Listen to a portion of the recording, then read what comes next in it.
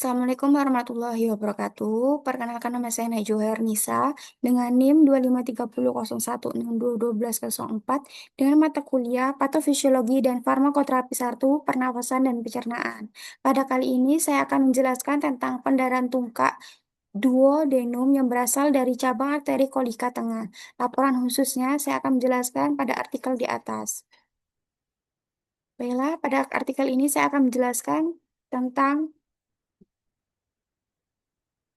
masalah utama pada pasien kali ini adalah pasien ini adalah pendarahan saluran cerna bagian atas akibat ulkulus duodenum yang cukup berat sampai menyebabkan shock hemoragik.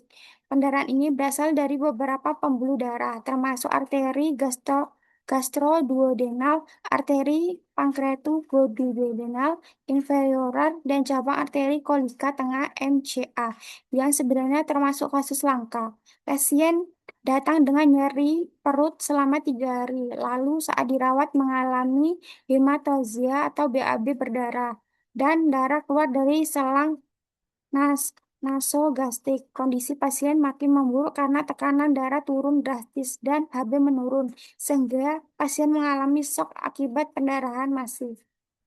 Selanjutnya, data yang mendukung pada diagnosa dan kondisi pasien saat ini adalah satu CTA scan abdomen menunjukkan penebalan dinding duodenum dan lesi kistik di sekitaran duodenum yang mengarah pada perforasi ulkulus dan abses.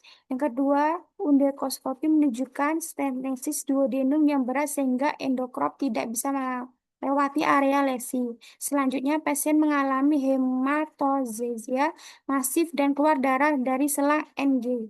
Tekanan darah sistolik turun menjadi 60 sampai 70 mmHg disertai penurunan kesadaran, menandakan shock hemoglobin. Selanjutnya HB turun dari 13,4 GDL menjadi 7,7 GDL, bahkan sempat menjadi 3,9 GDL. Dan selanjutnya, angiografi menunjukkan adanya ekstravaskularisasi dari arteri gastroduodenal, IPDA, dan cabang MCA sebagai sumber pendarahan. Selanjutnya, alternatif terapi. Ada beberapa terapi yang dipertimbangkan pada kasus kali ini, yaitu satu, terapi endoskopi. Sebenarnya terapi ini merupakan pilihan utama untuk pendarahan saluran pencernaan atas. Namun, pada pasien ini gagal dilakukan karena endoskop tidak dapat melewati stenosis duodenum. Yang kedua, transcatheter arterial embolisme atau TAE. TAE dipilih untuk menghentikan pendarahan dengan cara embolisasi pembuluh darah yang menjadi sumber pendarahan. Pada kasus ini, embolisis dilakukan pada GDA, IBDA, dan MCA. Selanjutnya, yang ketiga, operasi. Operasi bypass gastrojejunum dilakukan setelah kondisi pasien stabil untuk mengatasi stenosis duodenum. Yang keempat, terapi supositif. Ada 3. Yang pertama, semua ini diberikan untuk transfusi PRC, FFP, dan trombosit. Yang kedua, cairan intravena. Yang ketiga, PP intravena menstabilkan kondisi pasien. Yang selanjutnya, mengapa alternatif lain ditolak?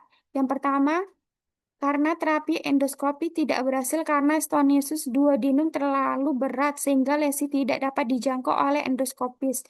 Yang kedua, terapi darurat awal dianggap terlalu berisiko karena pasien memiliki riwayat operasi abdomen sebelumnya sehingga kemungkinan adesi tinggi. Selain itu, kondisi pasien tidak stabil dan operasi besar seperti pankreatoduodenum dianggap tidak invasif.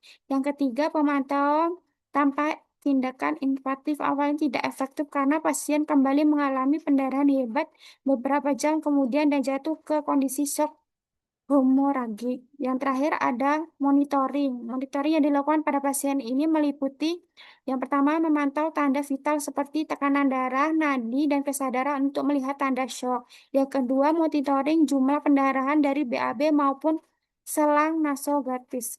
Yang ketiga, monitoring kadar HB dan kondisi anemia pasien. Yang keempat, monitoring hasil CT scan dan angiografi untuk memastikan tidak ada pendarahan ulang. Yang selanjutnya, monitoring komplikasi setelah TAS seperti iskemia kolon atau nekrosis jaringan. Yang selanjutnya, monitoring kondisi pasca operasi bypass gastrojejunum dan kemampuan pasien menerima makanan oral kembali. Yang terakhir, monitoring kekambuhan pendarahan melalui endoskopi selanjutnya. Lanjutan. Baiklah, cuma ini yang bisa saya sampaikan tentang artikel pendarahan tungkak duodenum yang berasal dari cabang arteri kolika tengah. Kurang dan lebihnya saya mohon maaf. Bila itu hidayah. Wassalamualaikum warahmatullahi wabarakatuh.